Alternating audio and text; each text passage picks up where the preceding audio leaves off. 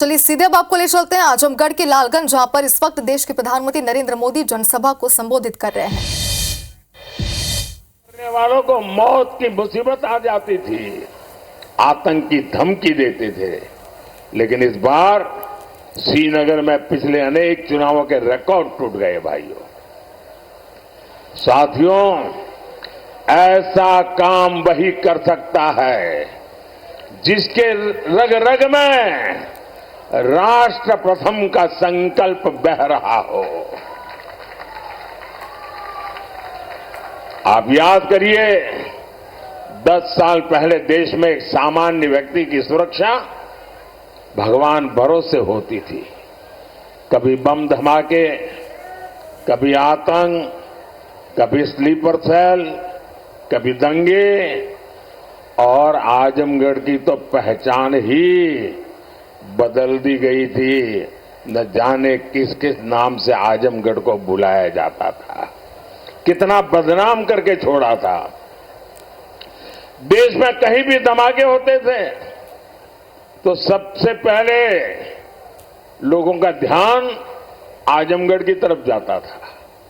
लोग आजमगढ़ की चर्चा करते थे, और तब यहां समाजवादी पार्टी की सरकार आजमगढ़ की प्रतिष्ठा के लिए न कुछ सोचती थी न कुछ करती थी।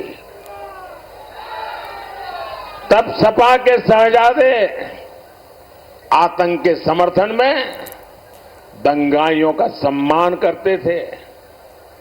धमाके करने वाले आतंकियों को छोड़ा जाता था। स्लीपर सेल्स को राजनीति का कवर दिया जाता था। इसी रवैये के कारण देश भर में आतंकवाद फला फूला। अनेक माताओं को अपने बच्चों को बर्बाद होते देखा, और इन लोगों तो आज भी ऐसा ही रवैया है। भाइयों और बहनों, सपा कांग्रेस दल दो है, लेकिन दुकान एक ही है।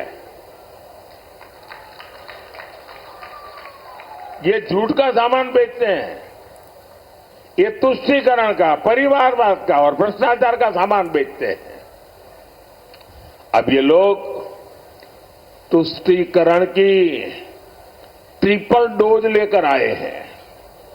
एक तरफ ये लोग पिछड़े, दलित, आदिवासी का आरक्षण छीनकर अपने वोट बैंक को देना चाहते हैं। दूसरी तरफ ये इंडी गठबंधन वाले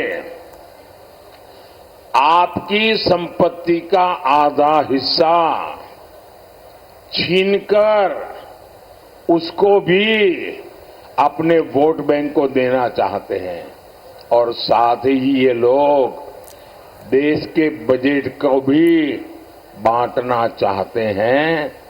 बजट का 15% भी अब वह सीधा का सीधा माइनॉरिटी के नाम पर ही अलॉट करना चाहते हैं। मैं आप सबको कहना चाहता हूं, देश की एकता के लिए, देश में सच्चे अर्थ में संविधान का सम्मान करने के लिए, देश में सच्चे अर्थ में बाबा साहब आंबेडकर की भावनाओं को जीने के लिए हमें ये भागला करो राज करने वालों से चौकन्ने रहने की जरूरत है। देश को आज सबसे ज्यादा एकता की जरूरत है। 70 साल तक उन्होंने हिंदू मुसलमान करते रहे।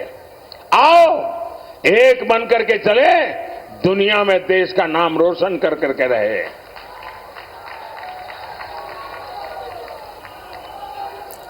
साथियों, इंडी गठबंधन तुष्टीकरण के दलदल में पूरी तरह धंस चुकी है।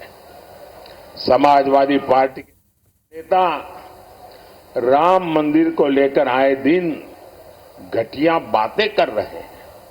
कांग्रेस के शहजादे ने तो राम मंदिर को गालियां देने का मिशन ही चला रखा है। सिर्फ वोट बैंक को खुश करने के लिए ये लोग हमारी आस्था पर चोट कर रहे हैं। साथियों, यहां इतनी बड़ी संख्या में हमारी माताएं बहनें आई हैं। मोदी आपका जीवन बेहतर बनाने के लिए दिन रात एक कर रहा है। आज हर गरीब को मुफ्त अनाज मिल रहा है। आज हर गरीब को मुफ्त इलाज मिला, पक्का घर मिला, घर में नल, नल में जल, सस्ता सिलेंडर, ऐसी अनेक सुविधाएं आप तक पहुंची है। क्या समाजवादी सरकार में, कांग्रेस की सरकार में उन लोगों ने आपकी कभी चिंता की थी क्या? उन्हें आपको अपने हाल पर छोड़ दिया था कि नहीं छोड़ दिया था? ये मोदी है जो आपके जीवन से हर चिंता को दूर कर रहा है।